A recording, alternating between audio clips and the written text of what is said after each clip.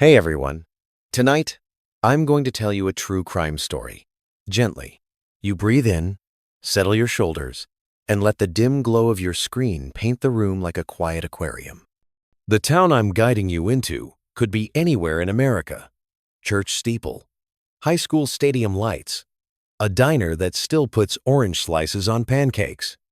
But what lives under the lovely surface is something colder. Something that moves in the gaps between porch lights. So before you get cozy, take a moment to like the video and subscribe, but only if you truly enjoy what I do here. Drop your city and your local time in the chat. I like knowing where in the night you're listening from. Now, turn off the lights, set a fan for soft noise, and let's begin tonight's journey together. You walk with me down Maple Street, a place where mailboxes lean like old neighbors and the sidewalk buckles around thirsty roots. It's late September, air thin as paper, the kind that makes voices carry. You pass a shuttered bakery still smelling faintly of cinnamon, a mural flaking into pastel confetti, and a notice board with curling posters for a charity run that already happened. The town has the same conversation every fall. The football team, the harvest fair, the rumors that the old textile mill might become luxury lofts. But there's another conversation that never ends, one that people have learned to hold in their throats. The night Lily Hart didn't come home. You don't know Lily, except you do. She is that person who waves from a distance, who keeps a spare phone charger in her bag, and who laughs with her whole face. She finishes a late shift at the diner and walks out under a tilted moon, promising to text when she's in. She never texts.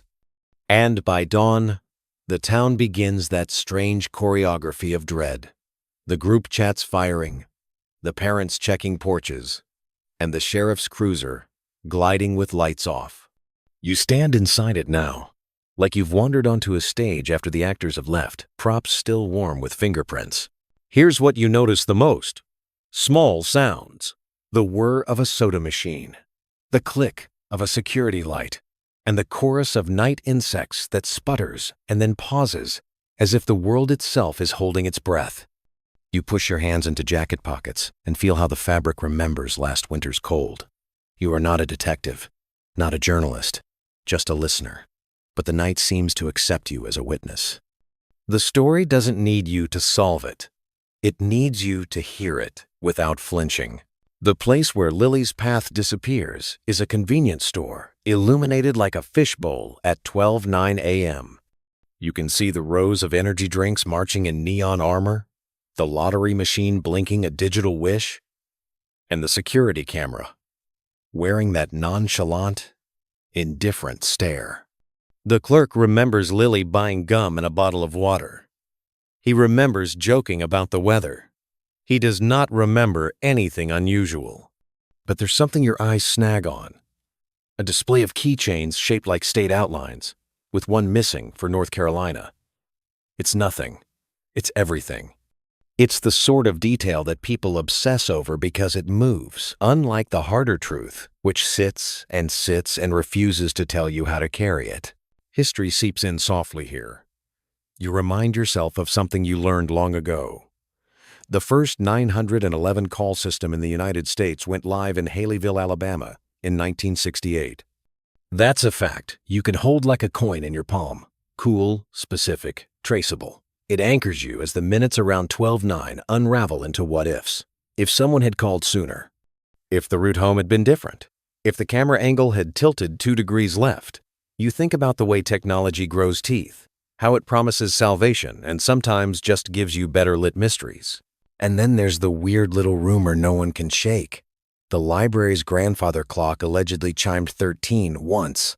A late winter night, when the power was flickering, and the night custodian swore he heard footsteps on the mezzanine.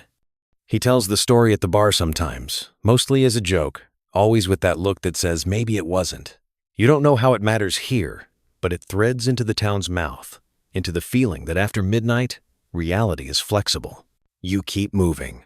The sound of your shoes on pavement becomes a metronome for remembering. Lily liked thrifted denim jackets.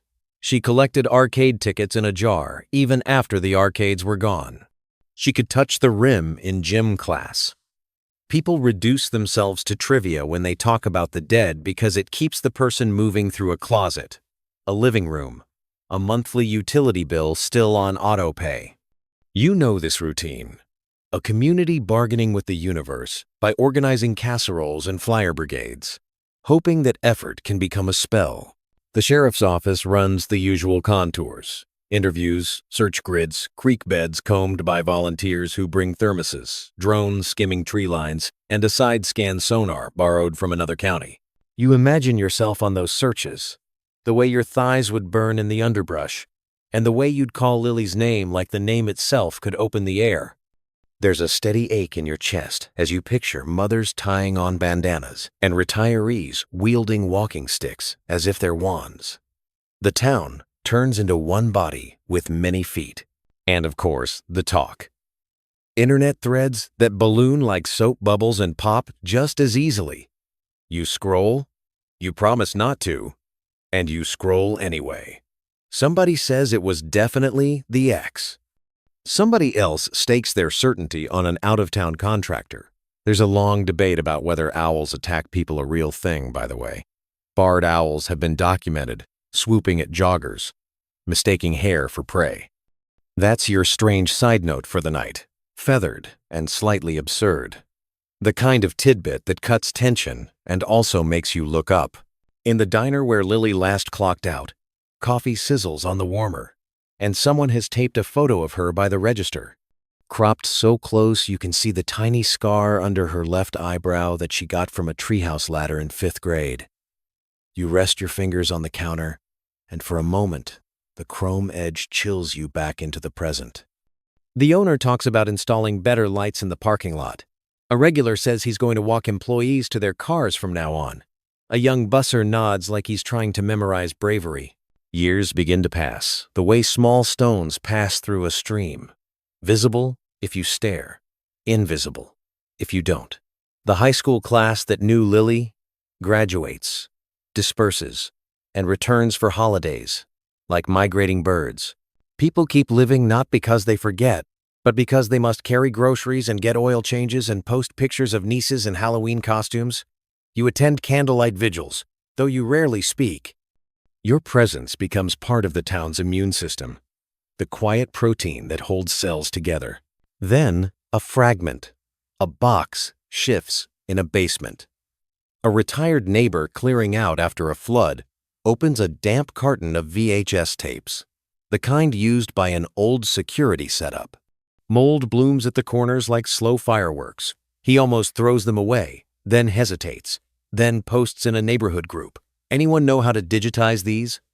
You're there, in the comments, like everyone else, offering vague advice, volunteering a nephew with a tech hobby. The tapes end up at the small local historical society, where a volunteer finds a surviving machine. The picture hisses out black and white and the 1,990 seconds. But there is the parking lot. There is the convenience store. The night hums alive again, static-laced and purposeful. When the volunteer scrubs frame by frame, you feel your heart mirror the stutter. You can almost taste the air, the plastic tang, the dust of old electronics. Outside, school buses sigh at intersections, and mail carriers tuck flyers into the bars on screen doors. Inside, the past waits to speak in a strange dialect of pixels. The community holds its breath the way an orchestra does right before the baton drops. Here's where gentle turns into precise. A sedan glides into view at 12:10 a.m. Too smooth, too slow. The license plate is a smear of light. The face in the window is more suggestion than person. Still, something in the curve of the bumper, the shape of a decal on the rear windshield, nags at you. The volunteer logs the time code. The sheriff's office gets a call.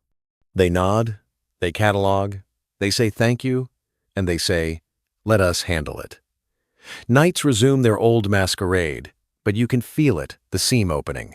Your mind drifts to the way memory works. Not a vault, but a living room where people rearrange furniture. You think about competing schools of thought. Some researchers argue that memory reconsolidation makes each recall a little rewrite. while others insist a stable core persists like a pearl.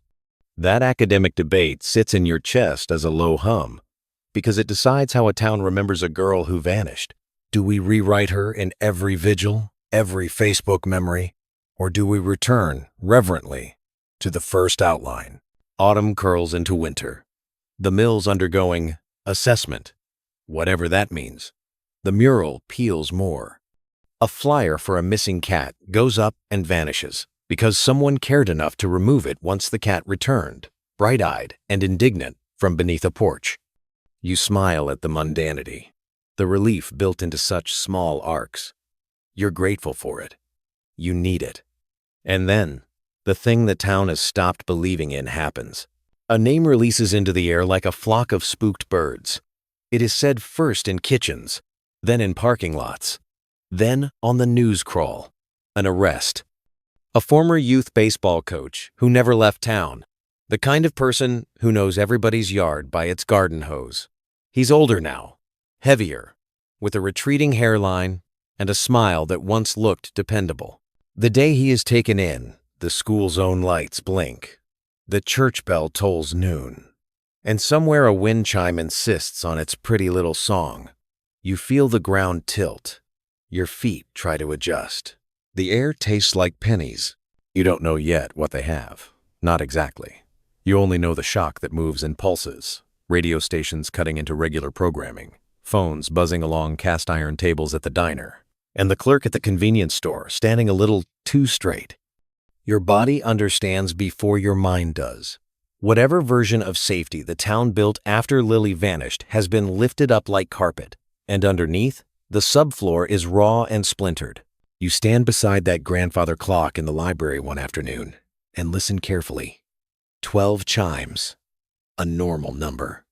But you swear there's a half-breath afterward, a suggestion of a 13th, like the case itself holding back one more syllable. You're not sure if that's hope or fear. The night approaches with its familiar velvet, and you walk back down Maple Street, past the diner, past the mural, towards the convenience store that keeps burning neon into the dark. The story is moving now. You can feel the current. The town inhales together and speaks for once, not in rumor, but in release. And you, walking, listening, are asked to do the simplest, hardest thing. Keep your eyes open when it would be so soft to close them. The morning after the name breaks, you move slower, like the town has been turned to thick glass. Porch flags hang still. Dew clings to lawns like a thin sugar glaze. And a dog barks once and then thinks better of it. Your phone keeps buzzing and you keep silencing it. Not because you don't care, but because you do. And caring makes noise of its own.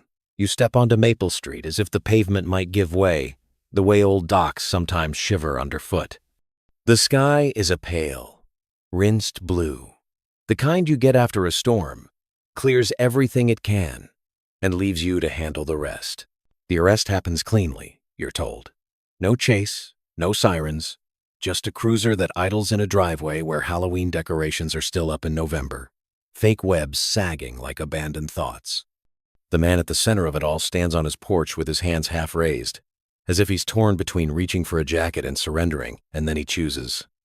A neighbor watering petunias with a bright green hose glances over and freezes mid-arc, drops of water catching sunlight and becoming tiny suns that fall into the grass. The officers speak softly, the way people speak around fresh, unpredictable things, newborns, wild birds, and detonators. You walk to the diner because you don't know what else to do. The bell above the door sounds like a spoon tapped against crystal. Conversations flicker and dim as you pass. On the wall, Lily's photo is surrounded by Post-its that sprouted overnight, handwritten prayers and brisk notes, and a drawing of a moon with a bandage on it. The owner slides you a coffee automatically, the cup warm enough to bring your fingertips back into your body. Sugar pours, like tiny avalanches. You listen to the hum. Someone says they knew. Someone else insists no one really knows anything. And a third person wonders if the team will need a new coach by spring, or if it's obscene to ask already. Evidence is a word that tastes metallic, like the edge of a battery on your tongue. You picture it as delicate and brutal, at once fibers, timestamps, a smudge lifted and made to talk.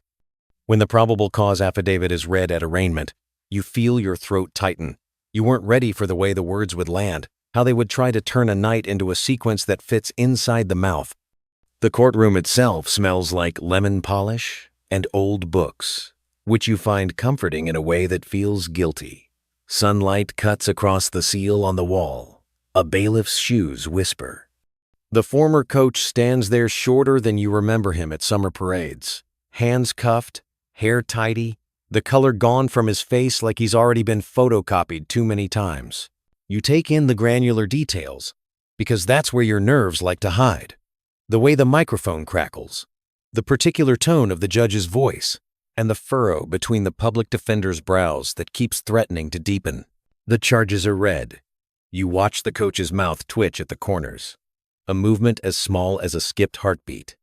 He pleads not guilty, which is the right thing to do, the expected and the prescribed. Your chest still goes hot, with a rare, nearly violent kind of sadness. It has taken so long to get to this one syllable, and it gives you nothing you can hold. Later, you stand on the courthouse steps and let the town flow around you. Photographers adjust their straps. A kid on a scooter clicks past like a skipping stone. Someone laughs too loudly and then looks ashamed. You think about how people will spin this night into content. You think about whether that's what you're doing. Here, with me, together, walking through the dark and listening for meaning. Some psychologists say true crime can create a sense of mastery, a rehearsal for fear that makes the world feel manageable. Others argue it feeds anxiety, that it keeps dread on a drip and confuses empathy with appetite. You hover in the space between those positions, feeling the air hum with contradiction. If you're doing anything at all, it's this. You are holding the story the way you'd hold a lantern, keeping its edges soft so it doesn't scorch you. The sheriff gives a press conference, the seal printed too large on the backdrop behind him, like a wheel meant to crush doubt. He thanks the community, thanks the Historical Society volunteer who coaxed ghosts from the VHS, and thanks a state lab that ran DNA through a database that didn't exist when Lily vanished. You learn, low and steady, that the FBI's National DNA System CODIS has been a backbone since 1998, a grid where fragments sometimes find their partners after years of sleeping in paper envelopes. It's a clear, simple fact, and yet it lands like a cathedral bell. Time doesn't only deepen loss. Sometimes it builds a bridge back to the missing piece. There's also a peculiar aside, the kind of detail that would have felt silly any other year. The carved wooden trout that hangs above the bait shop had been taken down for repair last month. And when the signmaker pried it open, he found a set of old car keys nestled inside the hollow body, hidden behind a loose scale. No one knows how they got there, or if it means anything at all, but the keys have a fob, and on the fob is a cracked token from an arcade that closed when you were still in high school. You mention it to yourself, not because you think it's a clue, but because sometimes the town hands you strangeness, as if to say, I know you collect these. Here, take this. You walk past the baseball diamond where the former coach taught kids to keep their eyes on the ball, to widen their stance, and to breathe. The dugouts are shaped in the winter light, boards scuffed by cleats, a lost water bottle shining a faint, pathetic blue. You try to map the transformation, how a person goes from being an everyday fixture to a subject of whispers and careful verbs. People push their shopping carts past the end caps and say his name half-formed. You wonder if you ever actually know the people you wave to. Maybe you know the choreography they perform for the daylight, the mowing, the nodding, the gentle cheer at Pee-wee games. Maybe at night everyone's edges blur and widen and become something you politely ignore. A hearing is set. Discovery will come. You spend a night reading case law you barely understand, learning that what is obvious to a heart is seldom admissible. You fall asleep on the couch to the low hum of a documentary and dream you are walking through a grocery store where every aisle is a different year. You turn to 2012, and the cereal boxes are taller. In 2018, there are security cameras in the baby food aisle, and the lights are colder. You keep looking for the shelf where time would put Lily, and you never find it. When you wake, the town has resurfaced into daylight, and you decide to try the library again. Inside, it smells of paper and wool and the mild ozone of copy machines. The grandfather clock is obedient and dignified. Its face, frank and clean. A librarian you know by sight, silver hair and a braided crown, cardigan with tiny stitched robins, asks gently if you'd like to see the local history room. You nod, even though you came for nothing in particular, maybe only to be held by an old building with steady floors. She leads you past a display of antique postcards and into a small room where a microfiche reader sits like a creature from a harmless sci-fi film. You take its handle and scroll through a century. War bonds, harvest festivals, flood warnings, and a 3-sentence notice announcing a wedding under a maple tree. You stop at the year you were born, and the headlines are as small as a grandparent's voice. On the way out, you glance at the community corkboard. Someone is offering piano lessons. Someone else found a pair of glasses in a case with cartoon astronauts.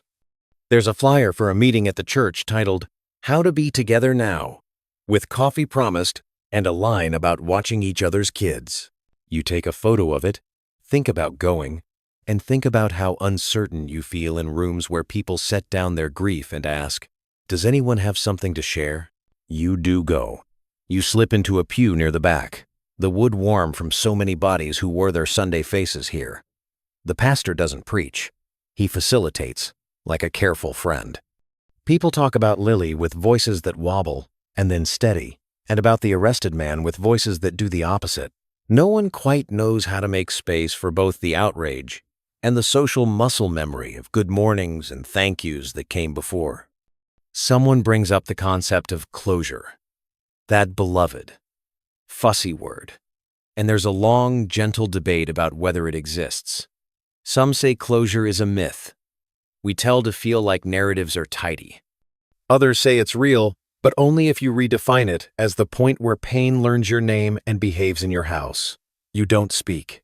You listen as if listening could be a contribution, because right now it is. When you leave, the parking lot is colder than you expected, and your breath comes out like a helpful ghost. The town has a new sound, the low, constant murmur of people updating each other. You hear it at the gas station, at the pharmacy, and at the bus stop where kids stomp their feet for warmth and watch the street for the big yellow. A neighbor tells you she dreamed of Lily the night before, the two of them sitting on a swing set. Metal chains, bright and chilly, saying nothing, just swaying. You thank her for telling you. Even though dreams are such fragile cargo, they dissolve when described.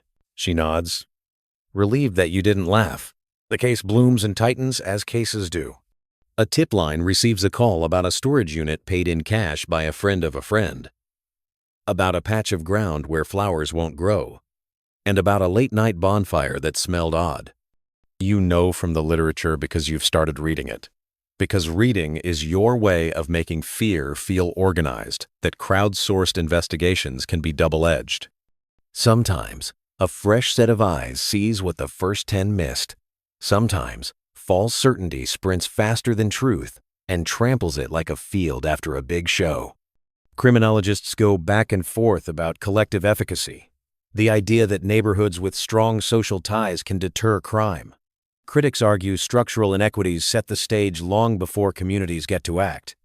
You store the debate alongside your grocery list and the appointment you keep forgetting to make, because life is absurdly democratic about what it lets you carry at the same time. You visit the convenience store again because some gravities are inescapable. The fluorescent hum reads as slightly friendlier in daylight. The clerk from that night is off. A teenager with a nose ring stands in his place, scanning items with a pleasant boredom you envy. The keychain display still has a gap where North Carolina would hang. You pick up another Vermont, you think, though the shape always looks like a leaf someone trimmed hastily, and you turn it in your hand until you can see the tiny seam where two halves meet. It's just plastic. But in your hand, it feels like a symbol, and human beings are masters at convincing symbols to sing. A reporter corners you outside with a notepad, a retro flourish that makes you like him for a second. He asks what you think of the arrest, and you find that your mouth refuses to produce a quote.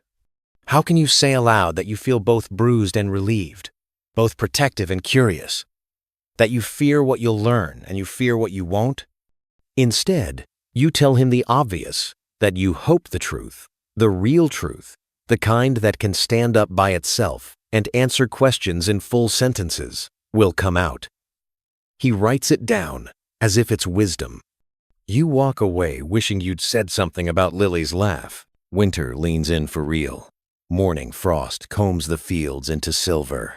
The diner replaces the photo by the register with one of Lily in a ridiculous sweater, a holiday thing with a fuzzy reindeer. It's a practical kindness. They want to refresh the image so it doesn't fossilize. You sip hot chocolate this time and let it burn your tongue a little, because you like the way the feeling lingers. You think about how the community's grief has stretched into a kind of gentle infrastructure. Rides offered, porches shoveled, casseroles lined up like toy soldiers on a long table in the church hall.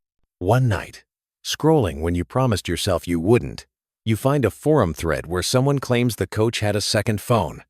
Another person swears they saw him near the mill the week Lily vanished. A third brings up owls again, and you laugh out loud. A small, bright sound in your dark living room. It's strange, what becomes folklore. The lawn gnomes, people placed in their yards, started showing up at different addresses each morning for a week last spring, and nobody ever confessed. The town decided to keep the secret because it was the good kind. You wonder what kind of secret this arrest will turn out to be: good because it cracks the case, or hard because the crack reveals a whole geography of fault lines you didn't know you were living on. Discovery begins to trickle. A timeline prints itself, black and white, and you hate it a little for being so neat.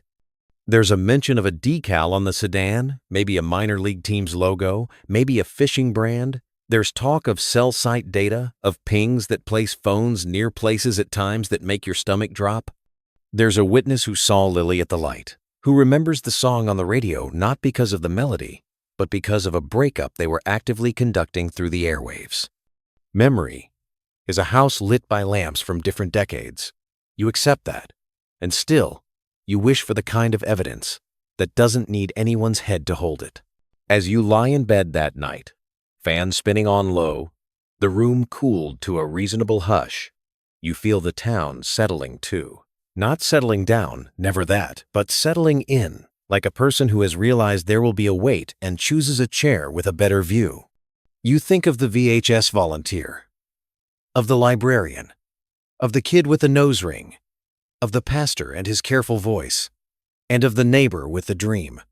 You think of Lily's mother, who once told a local reporter that she refuses to rearrange her daughter's room because dust is a kind of calendar.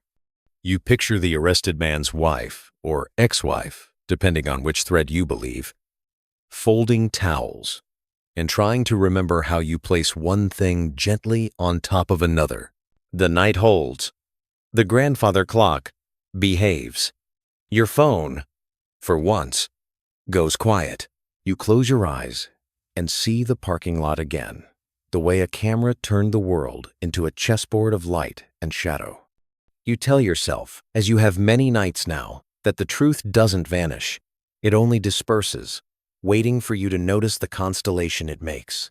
And you promise, quietly, to keep looking up. The trial begins on a gray Monday that smells faintly of rain and paper. You feel it before you see it, the hush in the street, the reporters clustered like herons, the courthouse steps newly washed, slick with expectation.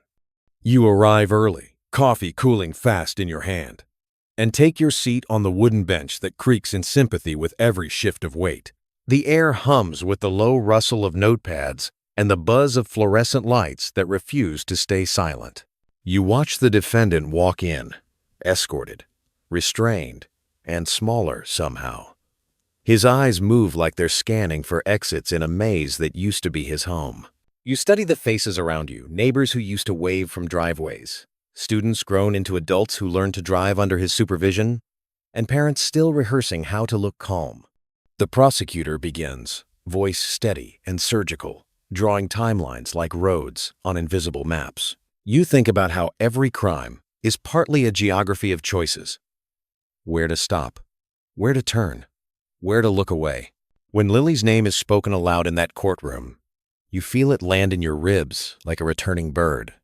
The details arrive. Fibers on a jacket, a trace of DNA that technology finally coaxed into coherence, and a piece of evidence sealed years ago in an envelope with a typewriter label. You remember that fact from the FBI database, the way CODIS built its first digital infrastructure in the late 90s, connecting fragments across states. It's science that has grown alongside grief, and you find it oddly comforting that progress sometimes bends toward unfinished stories. Outside, protesters hold signs that say, "Justice for Lily," but also, "Due process for all." You marvel at the symmetry how people can demand both rage and reason in the same breath. There's an older man near the fence line handing out peppermint candies, as if sugar could balance the bitterness. You take one, unwrap it carefully, and feel the menthol sharpen the air in your throat. That afternoon, a strange detail slips through the official record. A fishing lure found beneath the driver's seat, carved with initials that don't match anyone known to the case. The prosecutor doesn't linger on it. The defense hints that it might prove contamination or someone else entirely. It's a small, gleaming anomaly, and you can't help but fixate like the town has a habit of doing on anything that doesn't fit. You wander to the diner after court. The air fryer hums like a gentle heartbeat. Someone's drawn Lily's face again on the specials board in chalk, this time smiling beneath the words, "Open late tonight." You sit at your usual spot, fingers tracing the edge of the counter. The waitress, new and shy, asks if you'd like the usual. You nod, realizing she has no idea who you are or why you always order the same thing. Maybe that's a mercy. The trial stretches on for weeks, each witness another door opening into a familiar house that's been rearranged overnight. The defense paints doubt in careful strokes. No eyewitness, no confession, just echoes and probabilities. But probability is its own kind of truth, and you can feel the balance tipping, grain by grain. The forensic expert testifies about mitochondrial DNA, a lesson wrapped in tragedy. You catch one phrase that sticks. "We inherit it from our mothers. It endures because it's shared." You hold on to that. The idea that endurance is a genetic act. Late one night, walking home, you pass the old mill. Its windows reflect the moon like old eyes. You imagine Lily's voice carried in the water below. Something like laughter. Something like release. Then you remember that odd historical note. The first streetlight powered by hydroelectric energy was switched on in Appleton, Wisconsin in 1882. Another town. Another century. Another attempt to light the dark. The thought warms you briefly before fading into the cold. As the closing arguments approach, you feel the town's breath synchronize. Even the dogs seem quieter, the grocery store lines calmer, as if everyone is saving energy for one collective exhale. When the verdict arrives, it lands with both weight and lightness. Guilty. The word moves through you, like static and rain at once. Some cry, some nod, some look down. You do all three. And yet, standing outside as cameras flash, you sense it, the question that remains, the academic argument that won't close. Is truth ever truly complete, or do we just agree on a version that hurts least? You think of scholars debating the reliability of memory, historians arguing that closure is a myth invented by storytellers. The trial ends, but your pulse says the story hasn't. In the weeks that follow, the town adjusts its gravity. Maple Street feels longer, but not heavier. Kids play baseball again on the same field. The clock in the library keeps its 12. You still walk by the convenience store sometimes and see that empty space where the North Carolina keychain should hang. You let it stay empty, Some holes shouldn't be filled. Winter melts. The air smells of mud and thawed metal. You sit on a park bench where once there were search parties. Now there are just joggers and dog leashes. Someone's planted lilies by the creek, bright and insistent, their petals trembling in the wind. You lean back, exhale, and realize you've been holding the town inside your lungs all along. When night falls, you open your window and let the hum of your fan become the ocean you've earned. Somewhere, far off. A clock ticks only 12 this time. Clean and complete. You smile, close your eyes, and whisper her name, once into the dark, not as a plea, but as a promise. Now, let your shoulders drop. The courtroom fades, the neon of the convenience store softens, and the hum of Maple Street dissolves into the sound of gentle rain. You are still here, still breathing. Imagine walking through the quiet town after everyone has gone to sleep. The air smells faintly of cedar and coffee. Curtains sway. Somewhere, a fan spins lazily. Every porch light glows like a heartbeat. You trace your fingers along a railing, feeling the paint flake beneath your touch. The houses look peaceful again, and the street remembers laughter, not sirens. The diner sign flickers just once, then steadies. You breathe in, slow and deep, until your chest feels heavy with calm. The ghost of fear, the ache of curiosity, the weight of unsolved questions, all of it can rest for now. In this moment, the story becomes a lullaby. You can hear the wind smoothing its edges, the past curling itself into softer corners. Picture Lily's reflection on the water, no longer vanishing, just shimmering. Picture the old clock finally keeping time the way it was meant to. You don't have to solve anything tonight. You just have to be here, safe, inside the silence that follows understanding. Let your thoughts drift like dust in a sunbeam. Let your heartbeat slow until it matches the rhythm of the fan. You've walked through the mystery and come out the other side. The story can sleep now. And so can you. Maybe someday we'll know the truth. But for now, sleep well.